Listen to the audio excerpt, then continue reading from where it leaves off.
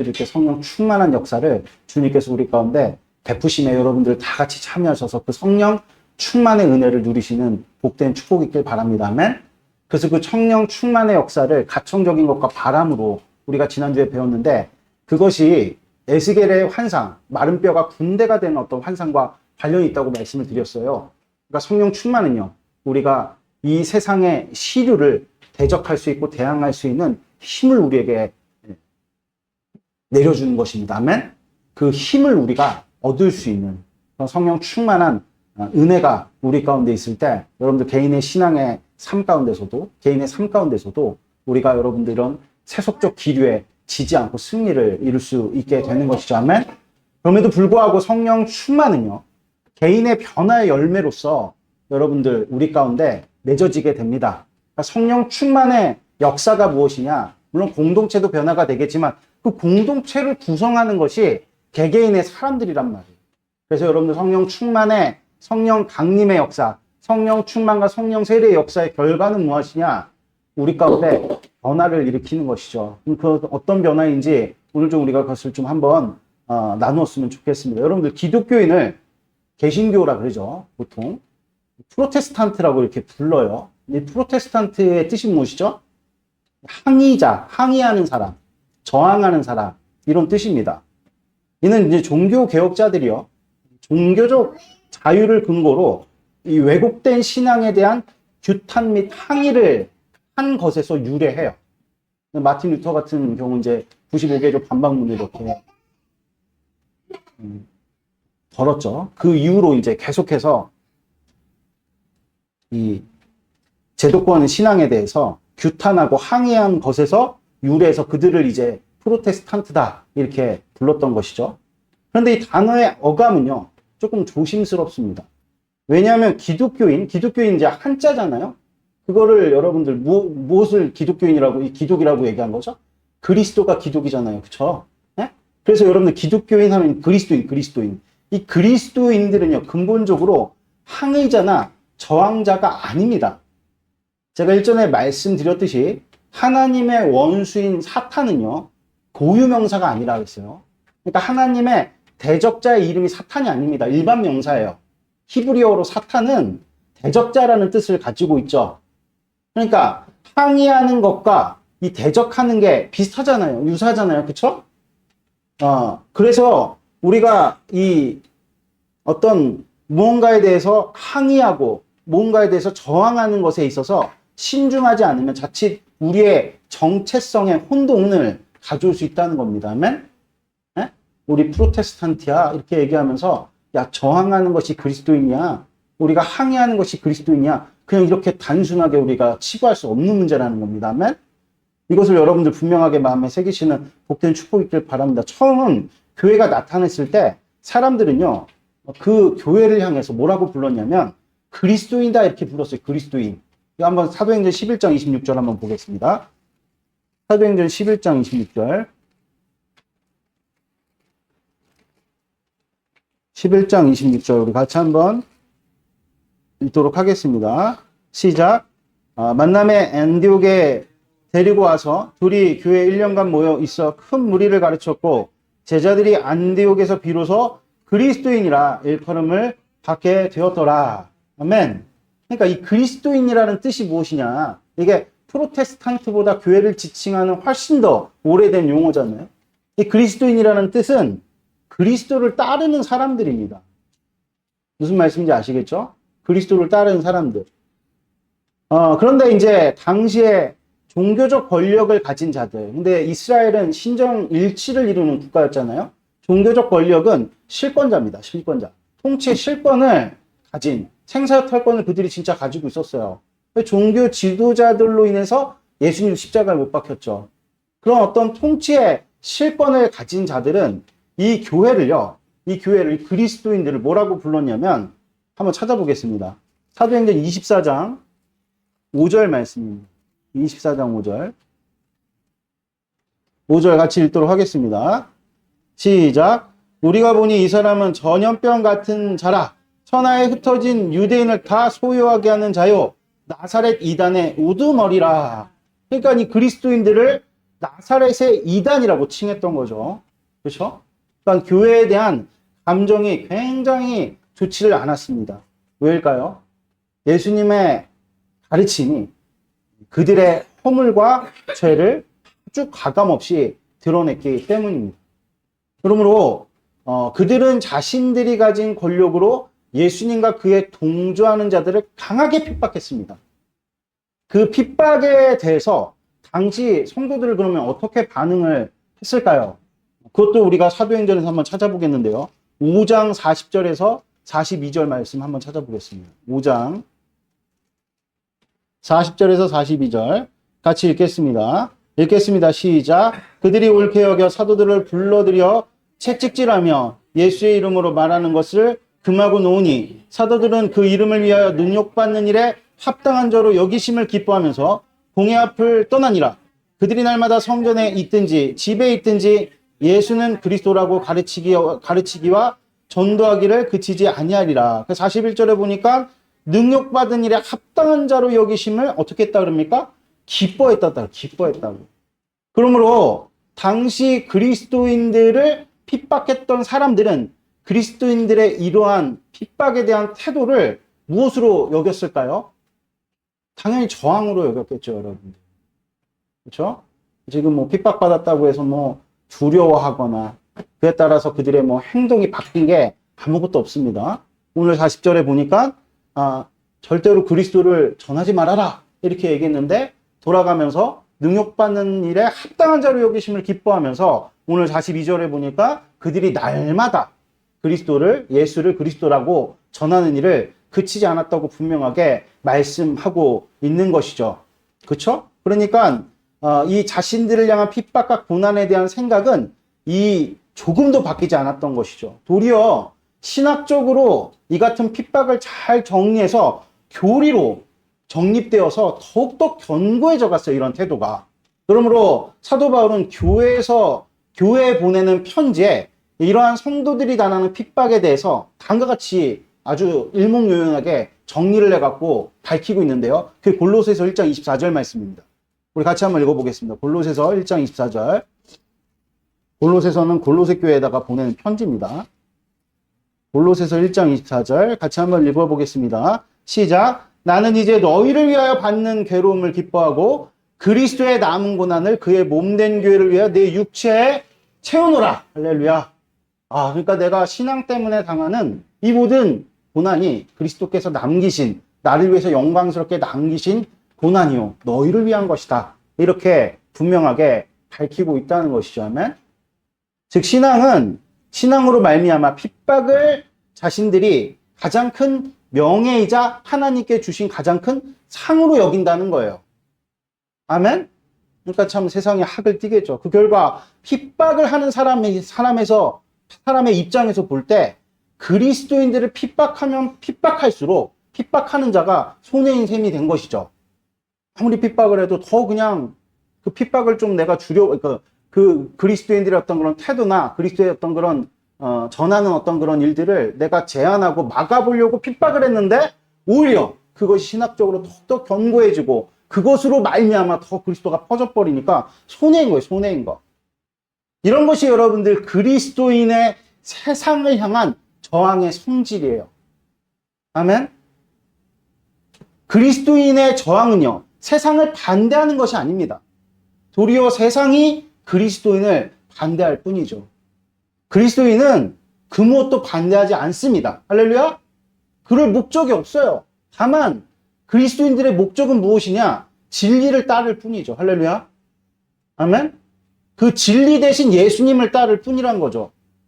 또한 그것을 세상으로 강요하지도 않아요. 내가 예수님 믿으니까 넌 무조건 믿어야 돼. 이런 것은 없습니다. 신앙에서. 아멘. 왜냐면 우리가 자원한 심령으로 예수님 만났기 때문에 당연히 여러분들 우리 안에서 그 예수님이 나가신다면 똑같이 자원함을 이끌어내는 방식으로 예수님이 전해지는 거지 그것을 강요하거나 강압하지 않는단 말입니다. 무슨 말씀인지 아시겠죠, 여러분들? 할렐루야. 여러분들 빛은요 빛으로 나타날 뿐이죠. 빛은 빛이에요, 여러분들. 굳이 어둠을 또 쫓아다닐 필요가 없는 것이죠. 빛이 뭐 어둠에게 비침을 따로 증명할 게 없어요, 여러분들. 어둠 가운데 그냥 빛이 비춰질 뿐입니다. 아멘? 그러므로 교회는 예수님께만 집중하면 됩니다. 그러나 필연적으로 세상은 이러한 교회를 마치 자신들을 저항하는 자들처럼 여길 것이죠. 여기게 되는데, 왜냐하면 오늘 요한일서 2장 14절에 요한 사도가 뭐라고 얘기를 하냐면 이 세상은 누구에게 처했다 그럽니까? 악한 자 안에 처했다 이렇게 분명히 밝히고 있어요. 우리 요한일서 2장 14절 같이 한번 보겠습니다. 요한일서 2장 14절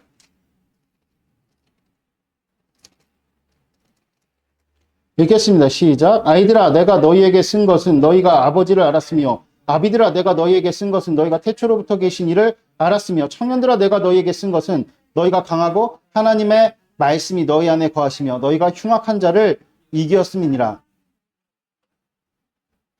죄송합니다.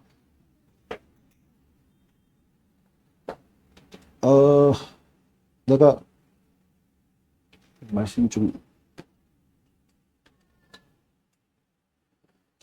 여러분 죄송해요. 제가 말씀을 좀 잘못 지금 기재를 한 것 같은데 빨리 찾아가지고 이제는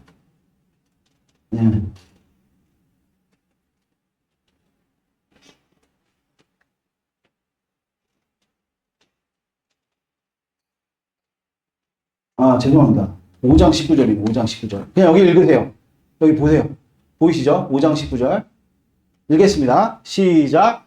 또 아는 것은 우리는 하나님께 속하고 온 세상은 악한 자 안에 처한 것이며, 죄송합니다 여러분들 말씀 중에 제가 말씀 기재를 잘못해갖고, 그러니까 이 세상이 악한 자 안에 처했다 이렇게 분명하게 사도 요한이 밝히고 있습니다. 그래서 사도 바울은요 자신의 사명을 이야기할 때 사람들로 사탄의 권세에서 하나님께로 돌아오게 만드는 것이라고 분명하게 밝히고 있어요.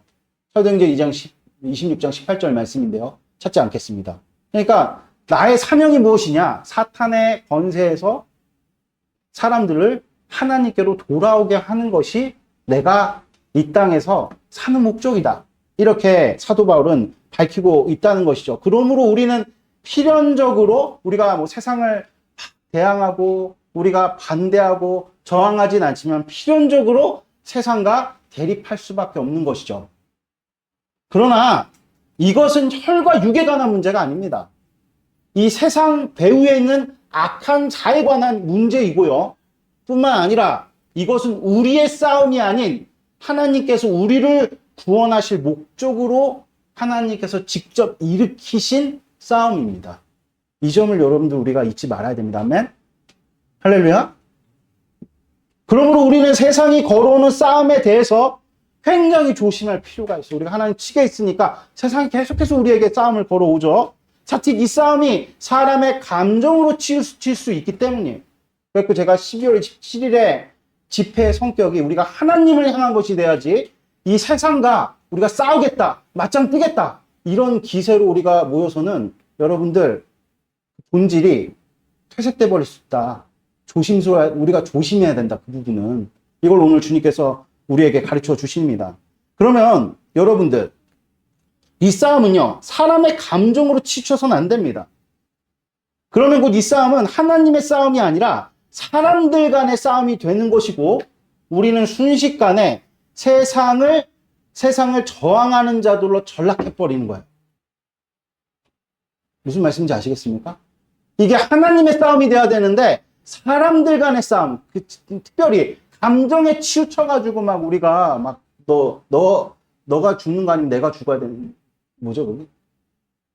너 아니 죽기 살기로 해. 죽기 살기로 네가 죽든지 네가 죽든지 내가 죽든지 싸운다. 뭐 이런 식의 구도로 가버리면요, 우리는 세상과 똑같이, 세상 우리는 대적하죠. 우리 또한 세상을 저항하고 대적하는 위치로 전락을 해버린다는 것이죠. 싸움의 당사자가 되는 것입니다. 싸움의 당사자가 되는 순간 우리는 공격하는 자의 진짜 표적이 되는 거예요. 하나님께서는 이것을 결코 바라시지 않아요. 아멘? 하나님께서는 우리를 부르신 이유는 당신의 싸움에 우리를 희생시키기 위해서 우리를 부르신 것이 결코 아닙니다. 야, 내가 너 좀 쓸모있게 좀 써볼게. 너 좀 와가지고 네가 한번 좀 이 싸움에 좀 나의 도구가 좀 되어줄래? 이렇게 우리를 희생양 혹은 도구쯤으로 여길 목적으로 우리를 부르신 게 결코 아닙니다. 아멘? 성경은 계속해서 하나님이 우리를 자녀로 부르셨다 그랬죠. 자녀는요, 저도 자녀가 있지만 정말 가장 좋은 것을 주고 싶습니다. 아멘? 하나님께서 우리를 부르신 이유는 좋은 것만 주고 싶어서 우리를 부르신 거죠. 히브리서 11장 6절에 보면 믿음에 대한 참 복된 정의가 있는데, 믿음이라는 것은 하나님이 계신 것을 우리가 믿는 것과, 그렇죠? 그리고 그가 상 주시는 이심을 아는 것이 믿음이라고 우리에게 분명하게 밝히고 있습니다. 하나님 우리에게 상 주시는 분이십니다. 할렐루야. 아멘. 그러니까 여러분들, 이 믿음의 싸움을 싸우는 것처럼 보이는 이 초대교회 성도들은요, 이 핍박을 자완심령으로 받아들이고 심지어 그것을 명예스럽게 여겼다. 누구도 억지스럽게 핍박을 당하거나 이 고된 싸움에 참여하지 않았다는 걸 동원하듯이, 이 사실을 여러분들 분명하게 마음에 새기시는 복된 축복이 있기를 바랍니다. 아멘. 우리가 실제 하나님의 이 같은 복되신 싸움을 우리가 하나님의 편에 서서 싸운다 할지라도 그것은요, 여러분들 우리에게 가장 좋은 것을 주시기 위한 포석인 거지, 하나님께서 우리를 떠밀듯이 전쟁터에 그냥 내모는 것이 아니다. 이 사실을 여러분들 분명하게 마음에 새기시는 복된 축복이 있기를 바랍니다. 아멘. 그러니까 여러분들 우리의 싸움이 아닙니다. 혈과 육에 관한 것이 아닙니다. 영적인 전쟁이다. 하나님의 싸움이다. 이것을 여러분들 분명하게 마음에 새기시는 복된 축복이 있기를 바랍니다. 아멘. 그래서 우리는 계속해서 늘 예수님께 집중을 해야 됩니다. 할렐루야. 예수님께 포커스를 맞춰야 되는 겁니다. 우리가 10월 27일 날 가는 것도 뭐 대정부를 향한 저항이 아니라, 여러분들 이 사회를 바라보면서 하나님의 마음을 우리가 응시하기 위해서, 그 하나님의 마음에 집중하기 위해서 우리가 모이는 것이다. 이거를 잊지 말아야 된다는 것이죠. 아멘.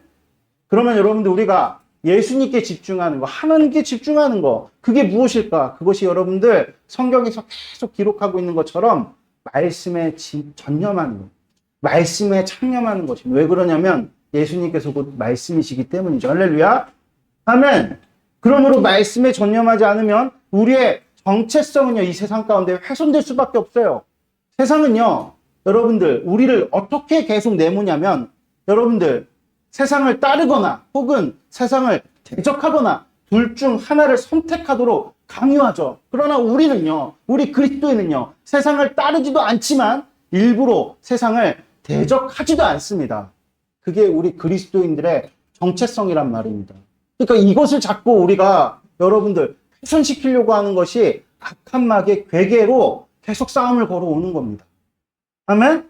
그래서 우리를 세상을 따르든지 아니면 세상을 대적하든지 그 위치로 우리를 끌어내리려고 하는 거예요. 우리의 위치는 그런 위치가 아니란 말이에요. 아멘? 이 사실을 여러분들 분명하게 마음에 새기시는 복된 축복이 있기를 바랍니다. 아멘? 그럼 우리의 자리는요, 오직 예수님을 따르는 자리입니다. 그래서 우리는 말씀에 그 흐르는 그 예수님의 인격에 전념을 해야 되는 것이죠. 그러면 말씀에 전념한다는 것은 무슨 뜻일까요? 그것은 모든 상황 속에서 예수님의 행적을 쫓는 것이죠. 우리가 예배를 드린다는 것은요, 여러분들 쉽게 그냥 우리가 간략하게 표현하면 말씀을 듣는다는 것을 의미합니다. 왜냐하면 예배는 경배요. 경배는 하나님의 기뻐하시며, 하나님이 유일하게 우리에게 기뻐하시는 것은 말씀을 듣는 거예요. 말씀을 믿는 거예요. 믿음이 없이는 하나님 기쁘시게 할 수가 없다 그랬습니다. 그러니까 예배라는 것은 하나님을 향한 경배요, 경배는 하나님의 기쁨이요. 그러니까 예배의 본질은 말씀을 듣는 거죠. 아멘? 그러니까 여러분들 말씀 하나만 잘 들어도 예배 성공합니다. 할렐루야. 그래서 예배를 드리고 또 우리가 개개인마다 말씀을 묵상하고 이거 보고 있는 거죠. 또 기도를 드리는 것은 예수님이 가신 길을 걷기 위함이죠. 그러므로 모든 상황 속에서 우리는 한 가지 가정을 세우게 되죠. 그 가정이 무엇입니까? 만일 예수님이시라면 이 상황 가운데서 어떻게 행동을 하셨을까? 우리는 염두해야 된다는 것입니다. 특별히 여러분들 선택에 앞서서 예수님이시라면 어떤 선택을 하셨을까? 이게 참 우리에게 중요하다는 것입니다. 여러분들 사람의 생각과 마음과 행위는요, 일치합니다. 이런 것을 보통 우리는 언행일치라고 말하는데, 만약 언행일치가 안 되면 그런 것은 사람 같지 않는 것이라고 우리가 이야기를 하는 거죠. 무슨 말씀인지 아시겠습니까? 그러므로 사람의 행위로 자신의 생각과 마음을 표현한다고 봐도 무방해요. 무슨 말씀인지 아시겠습니까? 그게 사람이에요. 만약에 내가 생각한 것과 마음 먹는 것과 다르게 행동한다. 그럼 그 사람이 아닌 상태입니다. 근데 내가 생각한 것과 마음 먹은 대로 행동하는 거, 언행일치를 이루는 거, 그것을 우리는 사람 같다고 얘기를 하는 거죠. 여러분들 모든 상황 속에서 그 사람이 행한 행위는요, 평소 그 사람이 가진 생각과 마음을 표현하죠. 그래서 무엇을 어떻게 행할지 선택하는 것은 매우 중요합니다. 그래서 중요한 선택일수록 우리는 신중하죠. 일단 선택하고 나면 결과를 맞이하게 되는데 그 결과의 앞에서 생각과 마음을 아무리 후회를 해도 소용이 없어요. 그러니까 일단 한번 행위를 선택하고 그 행위에 따른 결과가 오면요, 이 이후에 우리가 품었던 생각과 마음을 후회해도 소용이 없어요. 또한 마음은 그렇지 않았다고, 생각은 그렇지 않았다고 부인하고 핑계대도 행위에 따른 결과를 바꿀 수는 없습니다. 무슨 말씀인지 아시겠습니까? 본질적으로, 그러니까 여러분들, 난 그런 마음 아니었는데 미안해, 내가 실수였어. 뭐 실수는 한두 번 정도 할 수 있는 거죠. 근데 계속 반복되면서 나 마음은 그런 거 아니었어, 내가 마음은 너를 참 좋아하는데 행동이 그렇지 못해서 미안해, 이거 거짓말이에요. 그러니까 마음과 생각이 원래 그렇다는 것을 방증하는 것이 행위입니다. 그러니까 우리가 행위를 선택할 때는 신중을 기해야 하는 것이죠. 그 선택은요, 곧 나의 생각과 마음을 머금은 신앙을 표현하기 때문입니다. 행동을 선택하는 것은. 무슨 말씀인지 아시겠습니까? 그러므로 우리가 신앙생활을 하는 것은 다시 말해서 양식화된 은혜의 방편, 뭐 예배라든지 말씀이라든지 기도, 이런 것을 우리가 활용하는 것은 예수님처럼 행동하기 위함입니다. 예수님처럼 행동하는 것에는 예수님처럼 생각하고 예수님처럼 마음을 먹는 것이 중요하죠. 우리가 드리는 예배와 말씀 묵상과 기도가 그런 것입니다. 예수님의 마음을 듣고 예수님의 마음을 배워 예수님의 마음을 고백하는 것이 우리의 예배와 말씀 묵상이요 기도죠. 그럴 때 예수님처럼 우리는 행동하게 되는 것입니다. 모든 상황 속에서. 그럴 때 세상은 이를 반드시 감지하겠죠. 그리고 어떤 식으로든 방해하고 저항합니다. 사도들에게 저항받고 방해받았던 것처럼요. 그러니까 세상이 우리를 저항하고 반대하는 것이죠. 왜 그렇습니까? 예수님처럼 행동하는 것과 예수님처럼 말하는 것이 곧 세상의 실체를 적나라하게 드러내는 것이기 때문입니다. 그들의 실체는 어둠이죠. 그들이 가진 어둠과 수치와 불명예가 일시에 드러나게 되는 것입니다.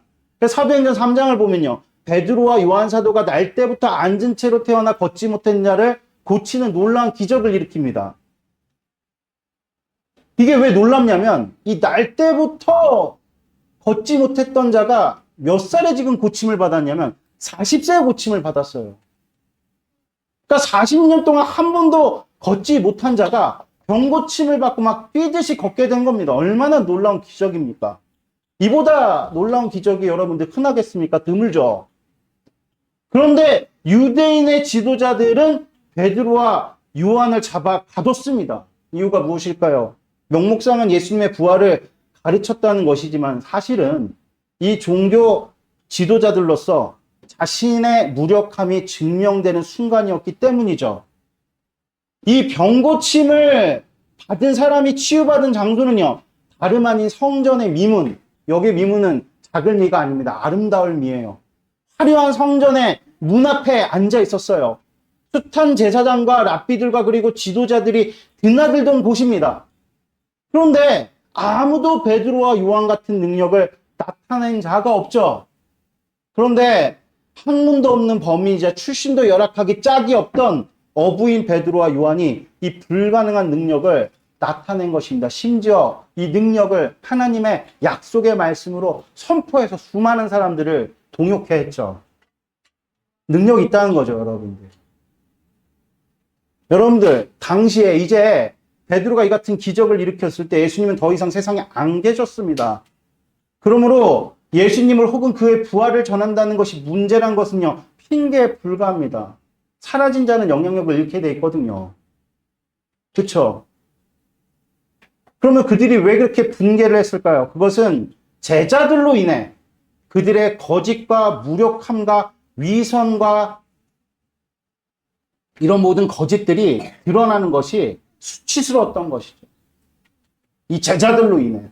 그래서 어떻게든지 덮고 싶은 것입니다. 만일 그들의 양심이 살아있었다면, 그렇죠? 그들의 양심이 살아있었다면 니고데모처럼 차라리 밤에 예수님을 찾아갔잖아요. 니고데모처럼 밤에 베드로와 요한을 찾았어야 했습니다. 좀 가르쳐달라고. 어떻게 하면 되는 거냐. 이 마술사 시몬만치도 못한 사람들이죠. 그러나 그들의 양심은 이미 화인을 맞아 그 기능이 거의 짐승을 방불케 된 것이죠. 다시 말해서 조금도 영적으로 분별하지 못하는 것입니다. 이것이 여러분들 명예욕이 일으키는 참 무서운 교만과 위선의 내용이다. 아멘? 참 무서운 거죠. 지금도 이 명예를 쫓겠다고 하면서 얼마나 참 많은 사람들이 인생에 악수를 두고 있습니다. 성령 하나님께서는 예수님의 인격입니다. 다시 말해서 우리로 예수님이 누구신지를 깨닫게 하시는 분이시죠. 그래서 성령 충만과 세례가 일어나면 가장 먼저 우리 가운데 일어나게 되는 일이 양심이 회복되는 거예요. 이것을 우리는 소위 인간성이라고 부르죠. 아까 말했잖아요. 언행일치가 안 되면 여러분들 인간 같지 않은 거라고 그랬죠. 우리가 얼마나 많은 인간성을 잃어버리고 삽니까? 짐승이 아닌데 짐승처럼 살잖아요. 잃어버렸던 그 인간성이 회복되면 가장 먼저 일어나는 것이 자기 객관화. 두 번째가 현실을 직시하는 것입니다. 그래서 예수님을 믿게 되면, 그래서 성령으로 충만하게 되면 매사 비판적인 사람들은 그 비판을 자신에게 돌리기 시작합니다. 이것을 우리는 성찰 혹은 반성이라고 일컫죠. 그러므로 기독교인으로서 자기 성찰을 하지 못하는 것은 신앙의 기능을 완전히 마비된 겁니다. 마비된 신앙의 기능이. 자기 성찰은 성령 하나님의 개인에 대한 첫 번째 사역이죠. 이것이 회개로 이어지는 것입니다. 우리가 또 중요한 것은 자기 성찰이 회개로 이어지지 않으면 이제 나중엔 자책이 되죠. 남을 비판하는 것보다 더 좋지 못한 결과를 초래합니다. 그러니까 마귀는 끝까지 우리를 미혹해요. 그리고 우리가 깨어 있어야 되죠. 여러분들, 우리가 자기를 성찰하고 반성하는 것은 반드시 말씀과 연결된 저절로 가야 됩니까? 회개로 가야 됩니다. 회개로. 앞서 밝혔듯이 예수님은 어두운 세상의 빛과 같습니다. 그러므로 빛으로 우리가 빛을 쫓아 사는 것은 먼저는 나의 어둠을 밝히는 것을 의미하죠. 이것이 먼저 선행되지 않으면 나를 통해서 빛은 드러날 수가 없습니다. 나의 가식과 위선 그리고 거짓에 휩싸여 있는데 내 스스로가 빛이 어떻게 우리를 통해서 세상에 거짓과 위선과 그리고 어둠이 드러날 수 있겠냔 말이에요. 우리가 분명히 지금 10월 27일 모여가지고 세상의 어둠을 드러내려고 하는 거잖아요. 얼마나 동성애를 미화하고 동성애가 초래하는 결과들을 숨긴 채 여러 가지 여러분들 담론을 만들어내갖고 엄청난 논리를 세워가지고 지금 세상을 참 악한 곳으로 끌고 나아가는 이런 높아진 이론과 견고한 진에 대해서 우리가 어떻게 의의 무기를 좌우해가지고 싸울 것이냔 말이에요. 그래서 저는요, 10월 27일에 분명한 집회가 회개의 집회가 되어야 된다고 생각합니다. 세상이 이렇게 어두워진 것은 빛이 그만큼 약해졌기 때문이죠. 근데 빛이 약해질 수 있겠습니까? 우리 주님이 약해질 수 있겠습니까? 근데 고린도전서 10장에 보니까 세상 신이 우리의 마음을 어둡게 한대요. 우리 안에 있는 광채를 가린대요. 그러니까 한마디로 얘기해서 성도가, 교회가 세상에 기울어져서 우리의 마음이 어두워지니 우리 안에 있는 그 질그릇에 담긴 보배가 찬란하게 빛나고 있지 못한 것이죠. 그러니까 여러분들 이렇게 어두워진 세상을 비치는 것은요. 언제나 기독교의 2000년 역사상 부흥은 항상 그렇게 일어났어요. 그래서 제가 이번에 연합한다. 연합은 좋은 거거든요. 여러분들 4개 교단은 맨날 다투기 바빴어요. 왜 갈라졌겠습니까? 하나의 장로교에서. 그랬던 교단들이 이 문제를 가지고 하나가 됐어요. 이것은 참 의미가 깊은 일입니다. 여기에 대해서 여러분들 좀 자세하게 설명할 수 있으면 참 좋겠는데, 도무지 연합할 수 없는 그런 어떤 입장의 차이를 넘어서 우리가 연합한 것은 참 귀하고도 복된 일입니다. 참여해야 됩니다. 모여야 합니다. 이 모임에 빠지는 것은요, 마치 여러분들 여호수아 시대에 요단강 동편에 있었던 지파들이 전쟁에 참여하지 않는 것과 같아요. 근데 문제는 뭐냐면 그 전쟁의 본질이 앞서 밝혔던 것처럼 사람의 감정으로 흘러서 사람과 사람 간의 싸움이 돼버리면 아무 의미가 없다는 겁니다. 이스라엘 백성들이 사람과 사람의 싸움으로 전쟁을 치렀던 적이 있어요. 사무엘 때죠. 연전연패했습니다. 심지어는 어깨가 나가버렸어요. 하나님의 영광이 나가버렸어요. 그래서 이 싸움은 하나님의 싸움이 되어야 되는 것이죠. 할렐루야. 하나님의 싸움이 되는 것이 무엇이냐? 우리 안에 있는 보배가, 우리 안에 있는 광채가 우리를 통해서 이 세상 가운데 비춰지는 거죠. 그걸 우리는 뭐라고 얘기하느냐? 회개라고 얘기합니다. 회개라고. 할렐루야. 그래서 저는 회개 집회가 되었으면 좋겠습니다. 회개 예배가 되었으면 좋겠습니다. 이제껏 우리가 이 사회에 대해서 하나님께서 우리에게 빛과 소금으로 살라고 하신 그런 어떤 사명에 대해서 감당하지 못했던 이 기독교의 이 교회들의 죄악을 정말로 전심을 다해서 회개할 때, 여러분들 미스바 광장에 사무엘이 말씀 선포로 말미암아 회개 역사가 일어나니 블레셋이 쳐들어왔을 때 그 대적들을 다 승리로 그 전쟁을 이긴 것 아니겠습니까? 아멘? 그래서 여러분들 기독교인의 성령 하나님의 충만과 세례 역사의 시작이 무엇이냐? 우리 개인에게 일어나는 변화가 무엇이냐? 여러분들 먼저 우리 가운데 어떠한 자각이 있어야 되냐면 늘 불만 어린 표정으로 교회에 있든지 회사에 있든지 늘 그냥 뭐 비판하는, 보면 뭐 비판을 여러분들 길이길이 날뛰면서 하는 사람들도 있지만 아주 그냥 앉아갖고 잠잠히 고요하게 저게 비판인가 아닌가 할 정도로 모를 정도로 비판하는 사람들 많아요. 그럼 비판적인 어떤 그런 남을 비판하는 그 시각을 내게로 가져오는 거예요. 그게 여러분들 변화의 시점이에요. 할렐루야.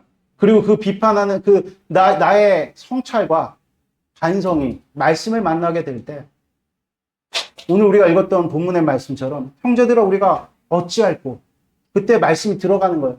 어찌할꼬, 이제 이게 반성하고 비판하는 거거든요. 그때 베드로 사도가 뭐라고 했냐? 너희들은 각각 성령 하나님을 받아 회개하여 죄사함을 얻으라. 아멘. 그럴 때 한 번에 믿는 자의 수가 3,000명이 더하는 놀랍고도 복된 빛의 확장이 예루살렘 교회 가운데 있었죠. 할렐루야. 이게 여러분들의 개개인과 우리 공동체와 교회 가운데 넘쳐나기를 주 예수 그리스도의 이름으로 축복드립니다. 아멘. 말미암아 성령 하나님, 성령 세례, 성령 충만과 성령 세례의 역사는 이렇듯 우리 안에 자기 성찰과 반성 그리고 회개로 이어지는 변화의 신호탄을 우리 가운데 이루십니다.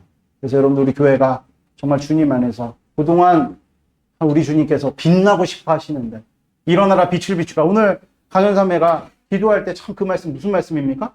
네? 제가 그 참 어떤 말씀인지 기억이 안 나고 어디 말씀? 이사야서 말씀입니까?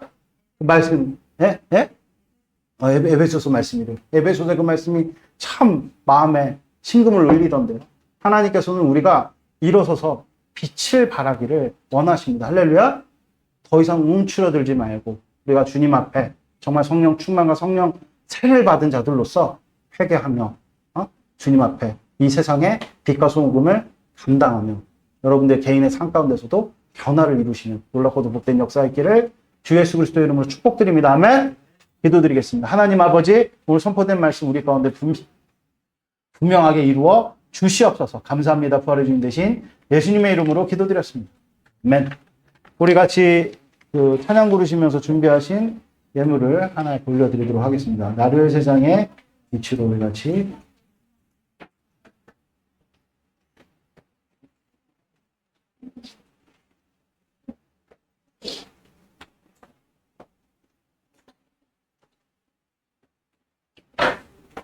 전체